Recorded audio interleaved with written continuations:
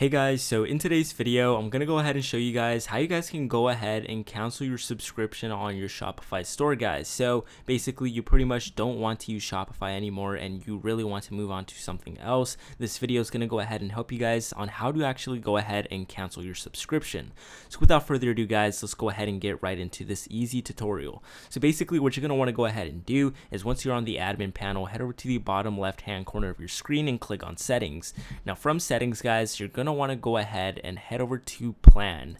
Now once you're actually on plan, guys, you guys just see right here is payment method, and below that there's deactivate trial and choose plan. Now basically you're obviously going to want to deactivate trial, but please note that as soon as you deactivate the trial, you also deactivate the store.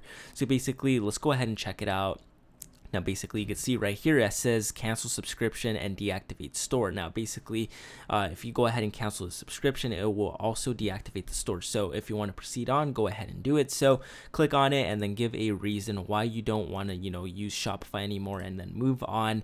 And basically the password, you're going to want to use the password that you log into your Shopify with. So basically this won't be your store password, but your login password to Shopify. And as soon as you go ahead and put that here, you can go ahead and press deactivate now, and then your store will be canceled, and basically your subscription will also be canceled too. So basically that's how you go ahead and deactivate your store, guys. It's really easy to actually go ahead and do, and that's pretty much how you do it. So if you found this video extremely helpful, and if you haven't already, leave a like on the video, subscribe to the channel, and comment down below your feedback, guys, because your feedback really is important to the channel. But with that being said, I'll go ahead and see you guys for the next video.